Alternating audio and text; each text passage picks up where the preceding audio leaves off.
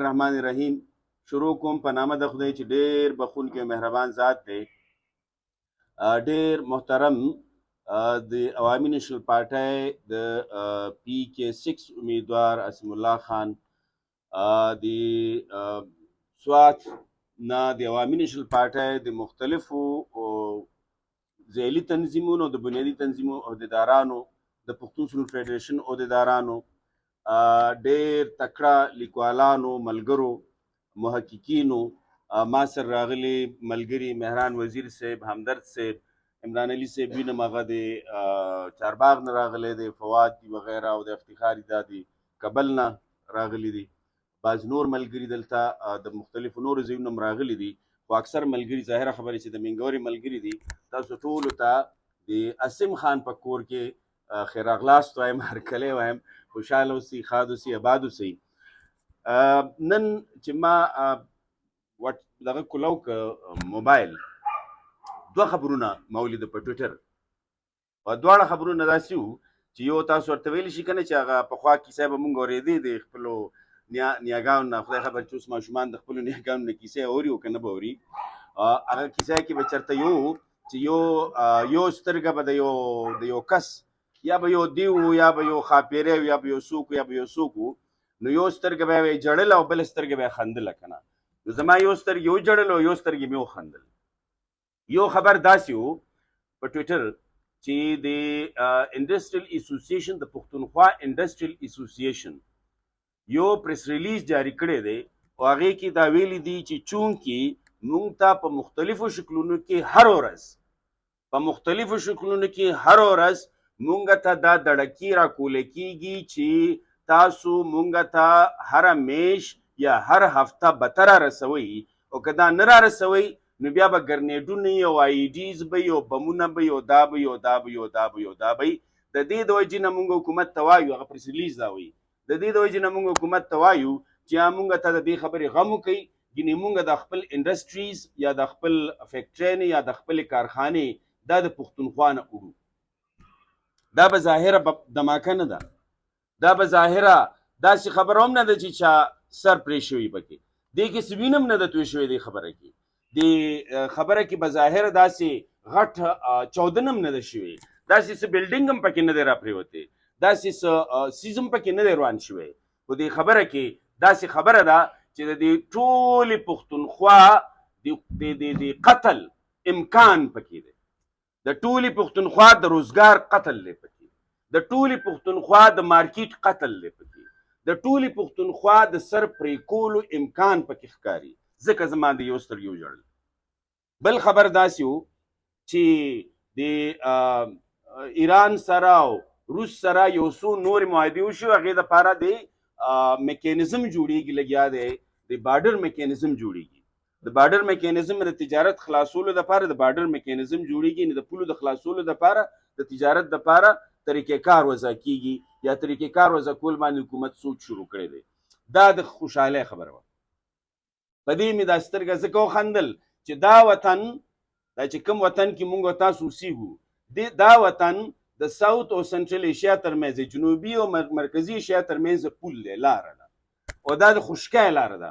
پخوا به خلکو وایي چې پښتونخوا او افغانستان دا د بدقسمتي دا ده چې دا سمندر نه لري دی زموږ دپاره زموږ بدقسمتي هم ډېره لویه خوشبختي ده دا تر ټولو اسانه لار ده چې سنټرل ایشیا په ذریعه ته یورپ ته رسي د سنټرل ایشیا په ذریعه ته روس ته ځي چین ته ځي او سنټرل ایشیا په خپله ډېر لوی امکان لري او په هغې کې د ګیس او د تیلو او د تجارت او د منډیو ډېر لوی امکان دی نو دغه امکان که پیدا کیږي نو دې کې د پښتونخوا ژوند دی دې کې د پښتونخوا روزګار دی دې کې د پښتونخوا هنر دی دې کې د ځوانانو تګ راتګ دی دې کې د پښتونخوا د خلکو د وسیلو نه د پیداوار جوړولو دپاره یو ډېر لوی امکان ښکاري ایجاد ښکاري تعلیم ښکاري لارې ګودرې ابادېدل ښکاري منډیي آباده ښکاري روزګار آباد ښکاري دې کې دا امکان دی.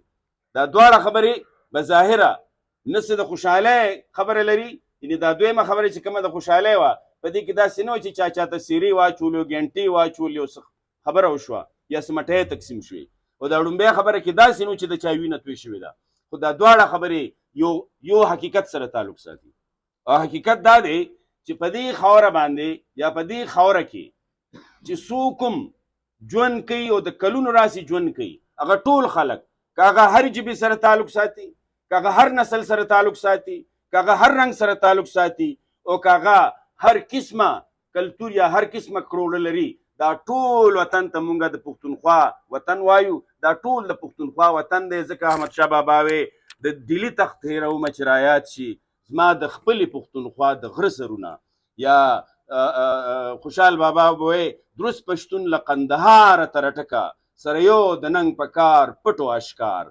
دا ټول له پښتونخوا وطن کې دا امکان چې کوم دی تجارت امکان دی، کوم دی سوکالی امکان دی، د پرمختګ امکان دی، د روزګار امکان دی.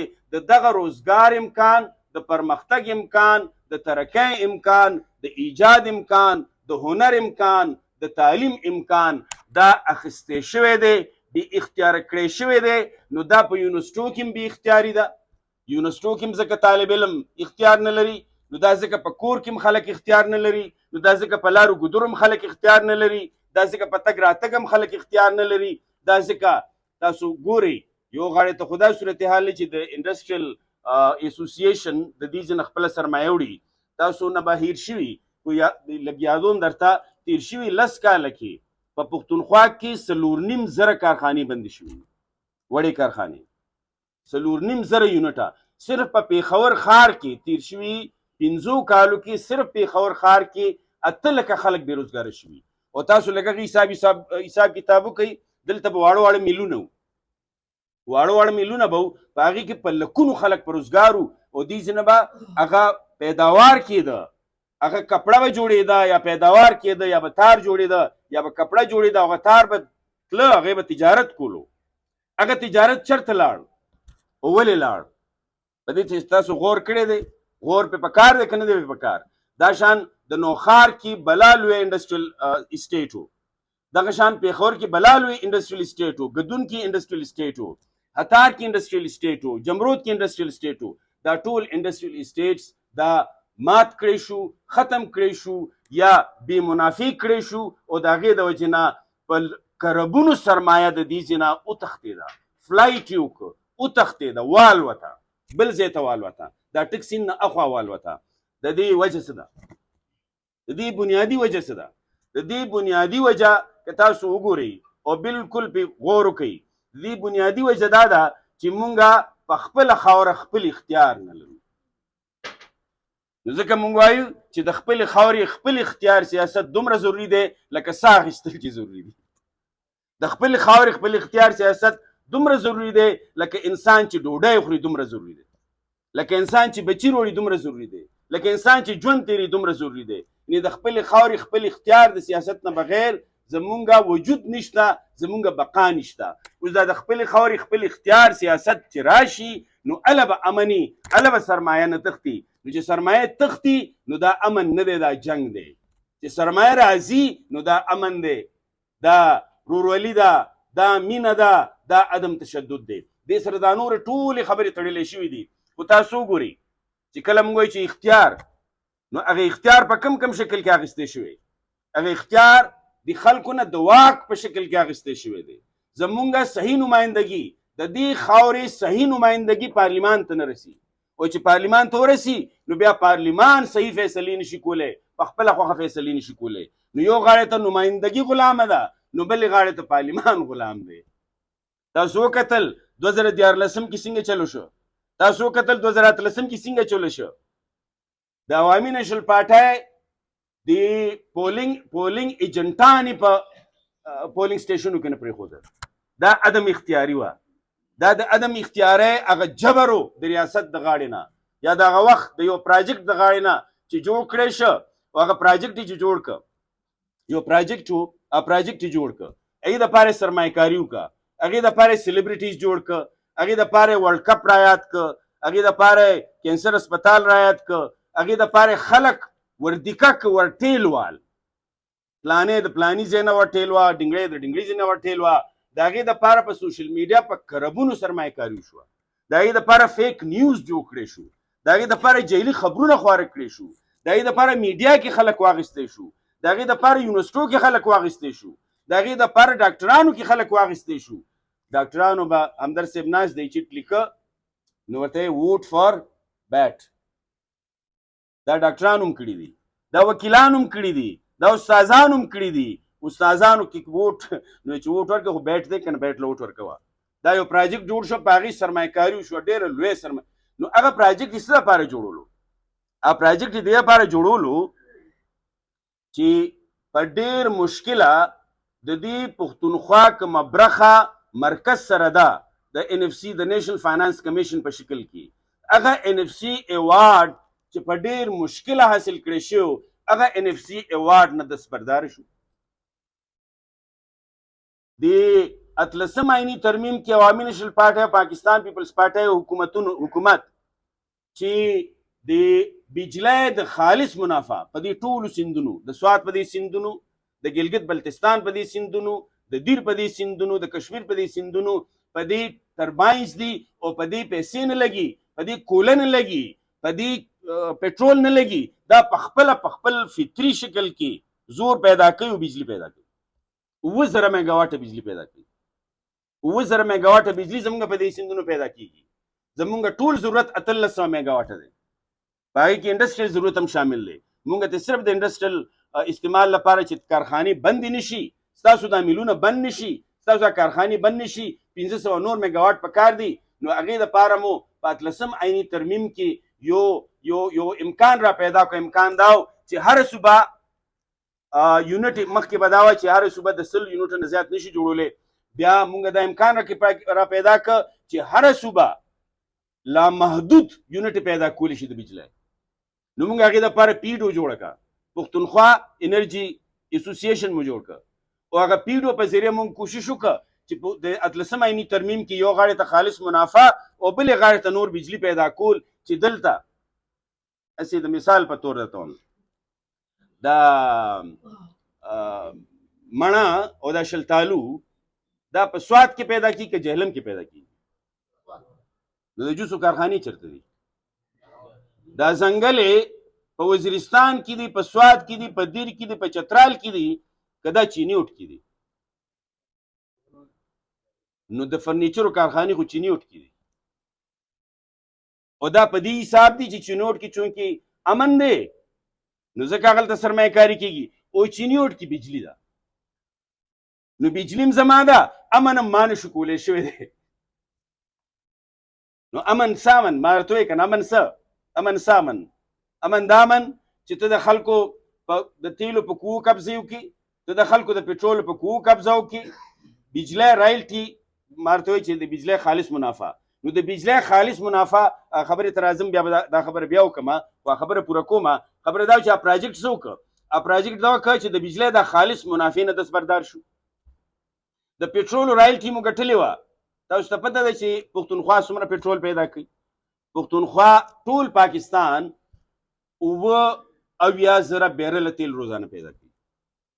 78,000 77,000 77,000 بیرلز پر ډے دا پښتونخوا پیدا کوي یومیه هر ورځ. په دې 77,000 کې 78,000 کې 55,000 بیرل تیل پښتونخوا کې پیدا کوي. د هغې دپاره مونږ 18 آئیني ترمیم کې د ریفاینري جوړولو یو بل په خیبر پښتونخوا اسمبلی کې پاس کړ چې دلته دا تیل په خپله صفا کېږي، په خپله دلته ډسټریبیوټ کېږي. نو هغې سره یو خو به روزګار وي، بل د پښتونخوا وسایل وي، د پښتونخوا د وسایلو استعمال وي. داسې د هرې صوبې د بلوچ وسایل د په خپل استعمالوي، او هغه د ظاهره خبره چې عیني توګه باندې موجود دی. نو دا مو عیني راوسته. نو هغه 55,000 بیرل تیلو د پاره ریفاینري جوړولو، نو هغې باندې رایلټي په کار دا دی چې مرکز راکړي، دا عین کې دي، دغه رایلټي نه دستبردار شو، د بجلی خالص منافع نه دستبردار شو، رایلټي نه دستبردار شو، ان اف سی ایوارډ نه دستبردار شو، او دلته ایکشن ان اف سیول پاور یو قانون راوستو. قانون سو دا تیر شوي 10 کالو کیسه د اختیار او عدم اختیاره، د امن او بدامنۍ، دا تیر شوي 10 کالو کیسه ده. ډېر زوړ به نه ځمه، ډېر لرې به نه ځمه، دا له حافظه کې موجود ده. مونږ دپاره زمونږ حافظې ماتې کړي. د حافظې خپل سیاست دی، حافظې نه خبره وباسي، یاد نه خبره وباسي، بیا خلکو ته یاد نه خبرې. بیا چې خلکو ته خبر یاد ني بیا د ور باندې نوې خبر راولي نوې دروغ پر راولي او خلک ځان سره علي. عرض مې دا کولو چې دغه پروجیکټ جوړ ک د دې پروجیکټ په ذریعه دا ټول اختیار واپس ک ان اف سی ایوارډ واپس رایلټي واپس د تماکو سیس واپس او دلته اکشن نیډ اف سویل پاور قائم ک. دا اکشن نیډ اف سویل پاور دا سره ک ماشاءالله دلته ماشاءالله قائم کا. دا چا قائم کا؟ دا د تیر شوي لسو کال د 2019 کې قائم جوړ شوی راغلی دا اډیننس او دا ټول عمل لسو کالو کې وشو. نو عرض مې دا کولو چې یوازې دا نه چې اختیار او بې اختیاري مونږ مخامخ په داسې شکل کې وینو د دې اختیار اخیستو دپاره ډېرې لوی پروجیکټ شروع شوې. تاسو ته به یاد شي لږ ستاسو یادومه دا خبره لږ درته یادومه په 1948 کې په بابړه 400 کې یو پرامن مظاهره وه. د هغه پرامن احتجاج و. هغه پرامن احتجاج نه غیر چاپیره ټینکونه راجمع شو ټینکونه راتاو شو. هغه مظاهره په حصار کې واغسته توپې ترې راتاو شوې مظاهره په حصار کې واغسته ټینګنې ترې راتاو شوې او 600 خلک یې په هغه مظاهره کې وجل. دا پروجیکټ و. د هغې په ذریعه قیوم خان پروجیکټ راولو. عبدالمالک فدا ډېر ښه په دې سندره ویلې ده مرګیه مه راځه درځمه دا نظم یې ویلی دی. د هغې یو بند یې داسې دی چې یو خواته توپ او ټینکونه د حکومت واړه پوځونه بل خواته قام خالی لاسونه مقابلې ته مې کتل حیرانېدمه مرګیه مه راځه درځمه. تاسو به اورېدلې دا هغلته وکړی شو. بیا راځي تاسو داسې تر اوسه پورې یعنې د هغې نه وروستو په نږدو وختونو کې د طالبانو پروجیکټ راوستی شو دلته قایم شو. د هغې په ذریعه اختیار لاړ. نو اولنی اختیار سیاسي اختیار هغلته لاړ. بیا د طالبانو د پروجیکټ په ذریعه بیا د هغې نه وروسته هم بلا راغلي دي. یو داسې هم شوې ده چې نیشنل عوامي پارټي کله دم کړې ده ټول قیادت په جیل کې و ټول قیادت نو یا جیل کې و یا یې وجنه. بیا د طالبانو پروجیکټ کې بیا زمونږ د ملا تیر ماتولو دپاره د عوامي نیشنل پارټۍ د ملا تیر ماتولو دپاره ټارګټ کیلنګ وکړه او بیا ټارګټ کیلنګ نه پس چې د ملا تیر مات که یا د ملا تیر ماتېدو ته نږدې شه نو بیا پروجیکټ راوسته پروجیکټ نافذ که. د هغې په ذریعه د دې وطن د غر د دې وطن د ځنګل د دې وطن د کوي د دې وطن د پټرولو د دې وطن د بجلی د دې وطن د اوبو اختیار واپس کړ عیني اختیار واپس کړ. دا د اختیار سیاست دی. مونږ چې وایو که نه چې خلک د اقتدار سیاست کوي مونږ د اختیار سیاست کوو. د باچا خان بابا فکر د باچا خان بابا د عدم تشدد تسلسل دا د اختیار سیاست دی دا د اقتدار سیاست نه دی. نو مونږ د اختیار سیاست کوو. دا اسیم خان که تاسو اسم الله ته ولېږو زما یقین دی چې وبه یې لګي که خیري د ولېږه نو تاسو به وګورئ چې دی به د هغې اختیار روړو کې تاسو سره مرسته کوي ولاړ به لکه د غر به ولاړي. داسې به زموږ هر یو ځوان لکه د غر ولاړي. په دې ټول وطن کې تاسو وکتل چې عوامي نیشنل پارټۍ څنګه کیسه کړې ده ټکټونه څنګه تقسیم کړو څنګه ځوانان مخې ته راغلل څنګه کارکنان مخې ته راغلل تاسو وکتل او تاسو مخکې هم ګورئ که خیري او تاسو ګورئ څنګه. عرض مې دا کولو چې زموږ د اقتدار سیاستو د اختیار سیاستو نو ځکه نه مو اقتدار ته پرېږدي نه مو حکومت ته پرېږدي نه مو ژوند ته پرېږدي او دا پروپیګنډې تاسو ته به پروپیګنډه یاد شي. زه د اختیار او د امن د موضوع نه بلې غاړې ته نه یم تللی. زه هم په هغه کې خبره کوم او درته یو مثال سره دا څیزونه واضح کولو کوشش کوم چې دا څیزونه بیخي تیوریټیکل نه دا څیزونه بیخي داسې نه چې هغه صرف په خیال کې چې مخامخ کاري. تاسو وکتل چې زمونږ نه د اختیار لکه چونکې مونږ د اختیار سیاست کولو نو ځکه دا د باچا خان بابا تسلسل دا تحریک د عدم تشدد د تحریک دا تسلسل د اختیار سیاست کوي د واک سیاست کوي د دې د وجې نه د دې د ملا تیرم ماتولو کوشش وکړو. د دې د ملا تیر د ماتولو اختیار خو سالي خو چې څوک د اختیار دپاره اواز کړي د هغې د ملا تیر د ماتولو کوشش هم وکړو. خو اوس ریاست تر دې حده پورې را رسېدلی دی چې وایي د بارډر میکانیزم او د لارې ګودرې خلاصولو دپاره مونږ میکانیزم جوړوو چې کله مونږ دا وی چې ګاونډي ملکونو سره تجارت پکار دی دا زمونږ سیاست و چې ګاونډي ملکونو سره تجارت پکار دی. چې کله مونږ دا وې چې ګاونډي ملکونو کې د طالبانو په ذریعه او ترهګرو په ذریعه د انفلوئنس په ځای یا د اثر په ځای یا هلته د جګړې په ځای باید د دوستۍ تعلق جوړ کړی شي، د تګ راتګ تعلق جوړ کړی شي، چې منډۍ آبادي شي، کاروبار جوړ شي، انسانان خوشحاله شي، پرمختګ راشي. نو څه به وي؟ کله به دا د روس ایجنټ دی، کله به دا د امریکې ایجنټ دی. تاسو ته یاد شي هغه کیسه دا اوسنۍ کیسه دي چې وایي چې 25 میلیونه ډالره، نو هغه یو 25 میلیونه ډالر خبره کوله، هغه باندې مکیس داخل کړ، بیا منتونه کول، هغه نمونه نه لرم تفصیلاتو کې نه ځم، هغه بیا تاسو په خپله معلوم کړئ.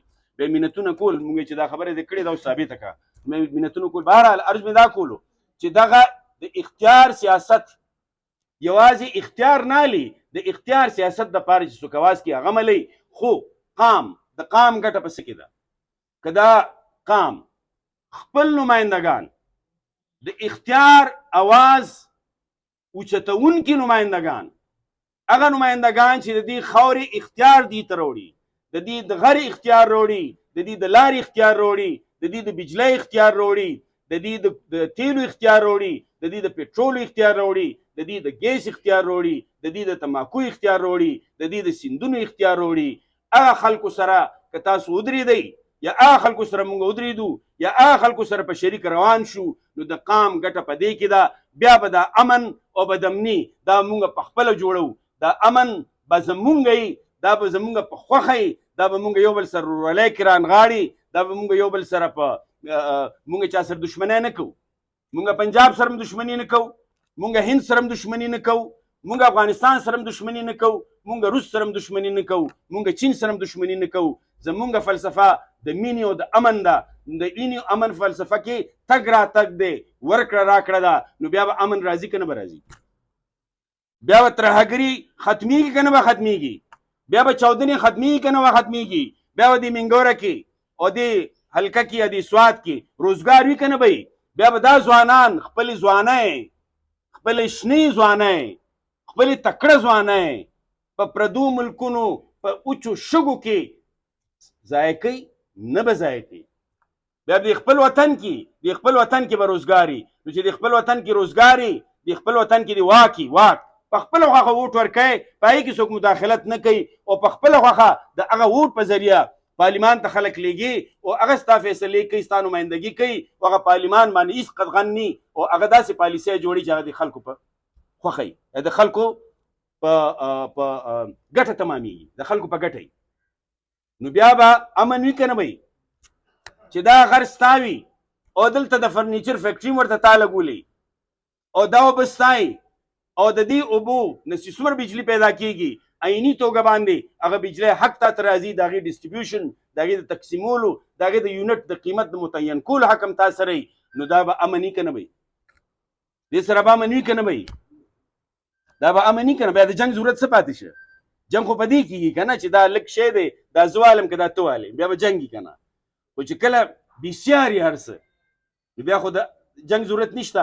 نو عرض مې دا کولو چې کله واکي، نو واک سره به نمایندګي، نو نمایندګۍ سره به اختیاري، نو اختیار سره به امني. نو اختیار د خپل وسیلو، نو چې اختیار د خپل وسیلو وي، نو هغې سره به سي پیداواري عمل وي، هغې سره به روزګاري، هغې سره به مارکیټ وي، هغې سره منډۍ.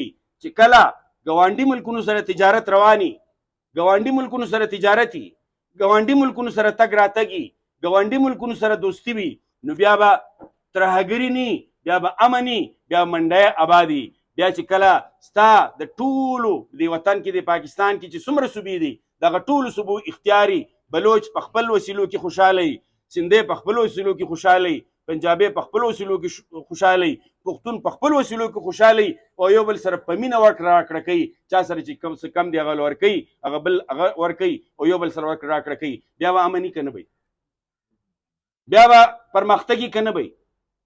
بیا پرمختګي، بیا به امني، بیا به رڼایي. د دې لپاره دا ضروري ده چې امن وي، نو باید چې اختیار هم وي، چې امن وي باید چې واک هم وي، چې امن وي نو باید چې پرمختګ هم وي. نو چې پرمختګي نو جمهوریتي، نو بیا امني. دا یو بل سره تړلي خبرې دي. زما خیال دا دی چې دې خبرو ته رسېدو دپاره دا اخري خبره زه کومه ستاسو ډېره زیاته مننه کومه چې ډېر صبر سره مو دا خبرې اورېدې چې د دې دا مبارزه دا څومره خبرې چې موږ وکړي د دې دپاره دا جدوجهد د دې دپاره کوشش او د دې دپاره دا مبارزه دا یوازې نشي کېدی دا خبر یا دا پیغام هر کوڅې ته رسول دی دا پیغام هر نغري ته رسول دی دا پیغام هر وخت رسول دی چې دا یوازې نشي کېدی دا اختیار یوازې نشو راغستی دا واک یوازې نشو ګټلی دې دپاره منظم جدوجهد کول غواړي منظم جدوجهد په دې وطن کې چې څوک کوي هغه د باچا خان بابا